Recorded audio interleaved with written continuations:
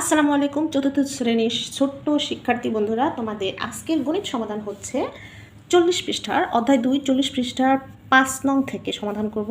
তো এর আগে যতগুলো পেজ আছে সেগুলো সকল সমস্যার সমাধান কিন্তু আমাদের ফেসবুক পেজ এবং ইউটিউব চ্যানেলে বর্ণলিপি একাডেমি ইউটিউব চ্যানেলে কিন্তু আপলোড করা আছে। তোমরা সেখান থেকে সমাধান চাইলে দেখে নিতে পারো। তো আজকে 5 নম্বর প্রশ্নটি কী দেওয়া আছে দেখো। প্রশ্নটি খুব ভালোভাবে পড়ে বুঝে তারপর আমরা অ্যান্সার করব। একটি গুদামে 14,845 বস্তা চাল, 10,483 বস্তা গম ও 6,958 বস্তা ডাল আছে। ওই গুদামে মোট কত বস্তা দ্রব্য আছে?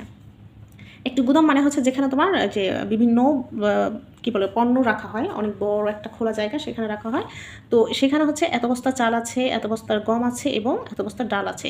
ওই গুদামে মোট চেয়েছে মোট কত বস্তা দ্রব্য আছে। জাস্ট হচ্ছে আমাদের কি করতে হবে, সকল পণ্যের বস্তাগুলো মোট চাইলে কি করতে হবে, যোগ করে বের করতে হবে। তাহলে আমরা লিখবো এই যে ঠিক এভাবে লিখবা, একটি গুদামে দিয়ে কমা দিবা, চাল আছে এত বস্তা, গম আছে এত বস্তা, ডাল আছে এত বস্তা। আর এখানে কিন্তু সংখ্যাগুলো খুব সুন্দরভাবে কেয়ারফুলি কিন্তু তুলতে হবে।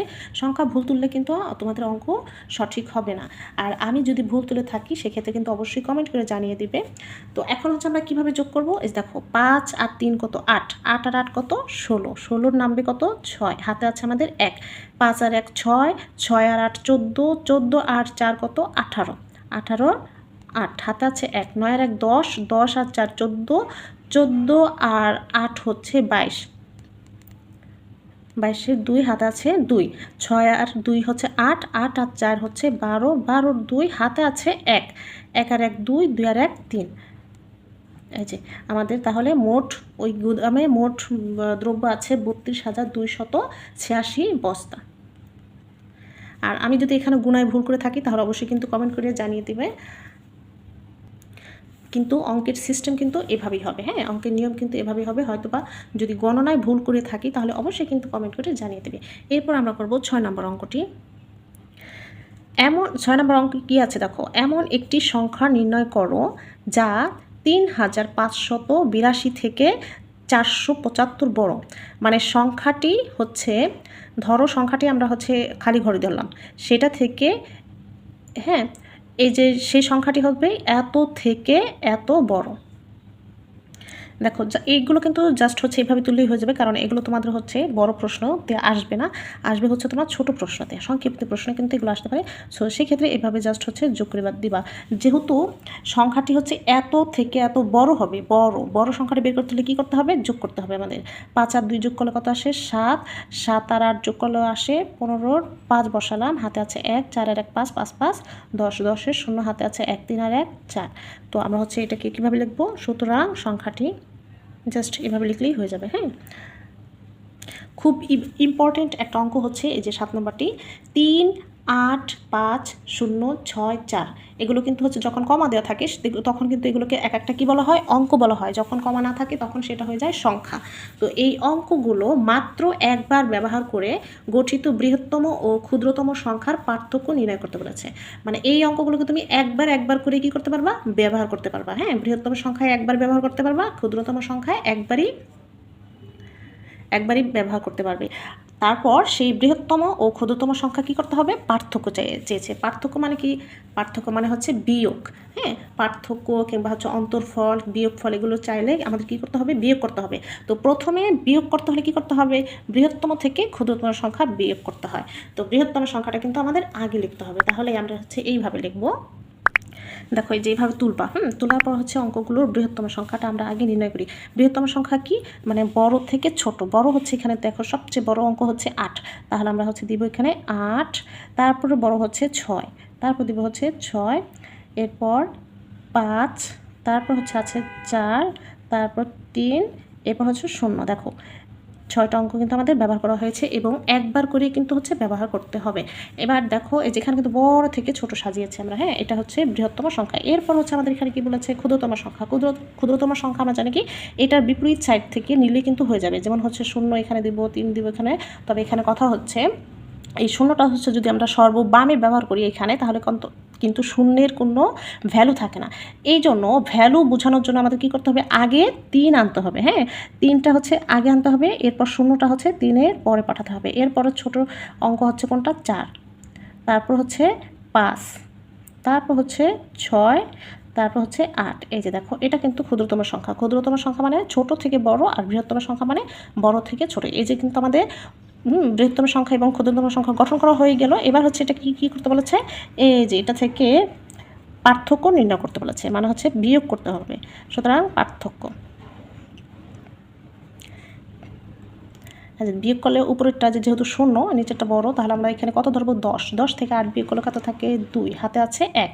সেই যে 10 ধরেছিলাম সেই 1 কিন্তু আমাদের এইখানে যোগ করতে হবে। 6 আর 1 7, আবার এটাকে হচ্ছে ছোট 13 ধরতে হবে। 13 থেকে 7 বিয়োগ করলে হচ্ছে 6 থাকে।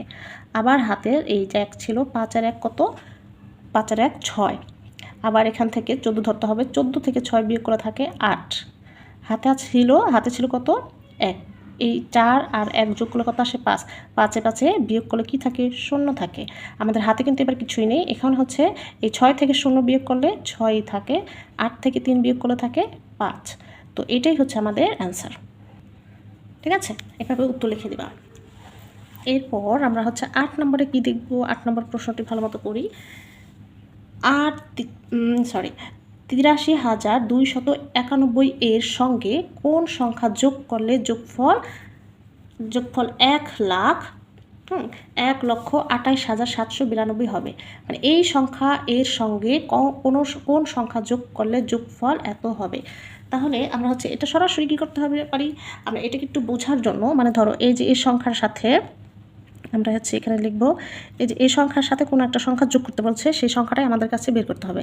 তাহলে এই সংখ্যাটা হচ্ছে ধরি আমরা এখানে লিখলাম 8, 2, 9, 1। এত এর সঙ্গে কী করতে বলেছে, যোগ করতে বলছে, যোগ চিহ্ন দিলাম। এখন কোন সংখ্যা যোগ করতে বলেছে, কোন সংখ্যাটা যেহেতু নাই, তাহলে আমরা এখানে খালি ঘর দিই। হ্যাঁ, খালি ঘর দিয়ে এই যোগফলের জন্য আমরা এখানে কি দিব, সমান সমান।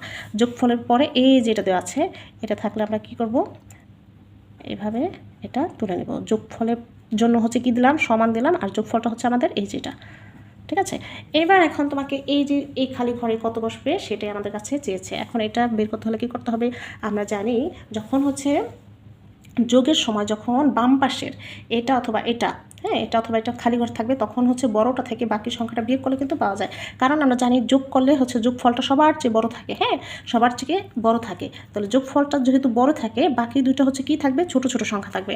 এখন ছোট সংখ্যা বের করতে হলে আমাদের কি করতে হবে, বড় সংখ্যাটা থেকে বাকি যে সংখ্যাটা থাকবে সেই সংখ্যাটা বিয়োগ করতে হবে। ধরো এই সংখ্যাটা হচ্ছে, আমরা জানি কি যোগফলটা বড়, এটা থেকে আমাদের এইটা কি করতে হবে, বিয়োগ করতে হবে। বিয়োগ করে যা হবে সেটাই এখানে বসবে। তাহলে এখানে আমি একটু জাস্ট হচ্ছে এখানে তোমাদের রাফ করে দেখাই। এই যে 12, 8, 7, 9, 2 থেকে এই যে এই সংখ্যাটা আমাদের কী করতে হবে, বিয়োগ করতে হবে। আচ্ছা, এই সংখ্যাটা আমরা এই পাশ থেকে সাজাবো। 1, 9, 2, 3, 8। এই পাশ থেকে সাজালে কিন্তু হবে না। হ্যাঁ, তো এবার হচ্ছে বিয়োগ করলে এই যে 2 থেকে 1 বিয়োগ করলে থাকে 1, 9 বিয়োগ করলে 0 থাকে, 7 থেকে 2 বিয়োগ করলে থাকে 5, 8 থেকে 3 বিয়োগ করলে থাকে 5। এই যে এখানে ছোট আছে, উপরটা ছোট থাকলে কি ধরতে হবে, 12 ধরতে হবে এখানে। হ্যাঁ, 12 ধরলে 12 থেকে 8 বিয়োগ করে থাকে কত, 4। হাতের ছিল 1, 1 1 0। এখন এই যেটা মানে এত, যদি মানে এই যে কি বলছে, এত এর সঙ্গে কোন সংখ্যা যোগ করলে, যেমন এত এর সঙ্গে যদি এটা তুমি যোগ করো, তাহলে এই যোগফলটা এটা হবে। তার মানে আমাদের অ্যান্সার হচ্ছে এই যে সংখ্যাটা। তোমরা এই যে করার সময় এইভাবে করবা, যখন হচ্ছে খালি ঘরটির পাশে নিয়ে গেলাম আর বড় সংখ্যাটা থেকে এই ছোট সংখ্যাটা আমাদের কী করতে হবে, বিয়োগ করতে হবে। জাস্ট হচ্ছে এখানে বিয়োগ দেখে দিলাম, এই যেভাবে রাফ করবা, তাহলে উত্তরটা আসছে আমাদের কত, এই যে। সুতরাং সংখ্যাটি 4, 5, 5, 0, 1, এটাই হচ্ছে আমাদের উত্তর।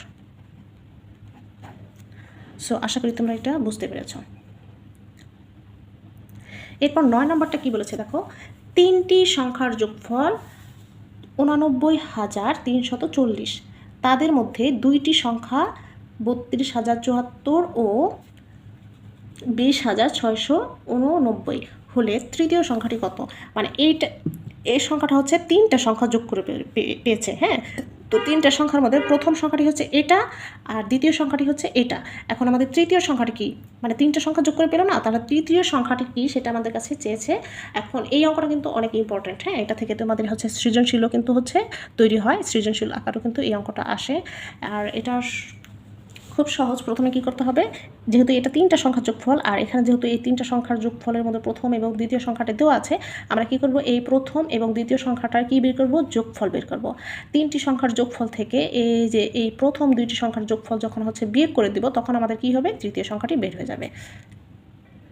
ঠিক এভাবে তুলবা। প্রথম সংখ্যাটি এত, এই যে দ্বিতীয় সংখ্যাটি হচ্ছে এটা। এবার হচ্ছে আমাদের কী করতে হবে, এই প্রথম সংখ্যা দুইটা হচ্ছে যোগ করতে হবে। তাহলে আমরা এখানে লিখব 2টি সংখ্যার যোগফল।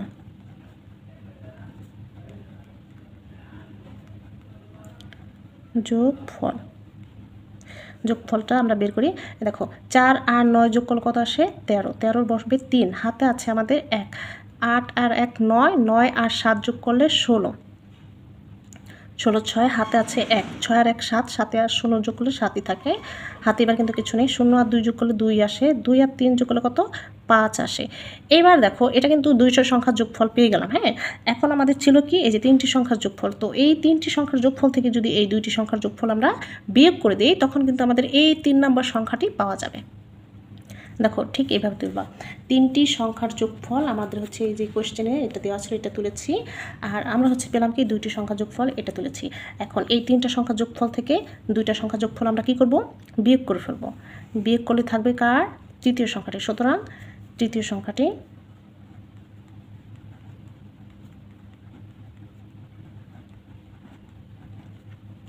দেখো এই যেখানে 0 আছে, নিচে আছে 3, তাহলে এখানে আমাদের 10 ধরতে হবে। 10 থেকে 3 বিয়োগ করলে থাকে 7। হাতে ছিল এই 10-এর 1, হ্যাঁ, 6 এর 1 কত, 7। আবার এটাকে 14 ধরতে হবে। 14 থেকে 7 বিয়োগ করলে থাকে 7। হাতে ছিল আবার 1, 7 আর 1 8, এটা ছোট। 13 থেকে 8 বিয়োগ করলে থাকবে কত, 5।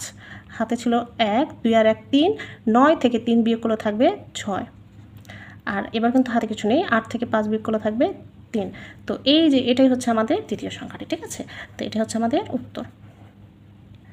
তো আজকে বেশি মানে ভিডিওটা বড় হয়ে যাচ্ছে। আজকে আমরা হচ্ছে এই পর্যন্তই সমাধান রাখবো। এর বাকিগুলো কিন্তু পরের ভিডিওতে তোমরা পেয়ে যাবে। আর সেই ভিডিও আপডেট পাওয়ার জন্য কিন্তু আমাদের বর্ণলিপি একাডেমি চ্যানেলটি সাবস্ক্রাইব করতে হবে, ফেসবুক পেজটি ফলো করতে হবে। আর ভিডিও ভালো লাগলে কিন্তু লাইক দিবা, শেয়ার দিবা। আর তোমরা কে কোথা থেকে দেখছো, কোন ডিস্ট্রিক্ট থেকে, কোন জায়গা থেকে আমার এই ভিডিওটা দেখছো, সেটা কিন্তু অবশ্যই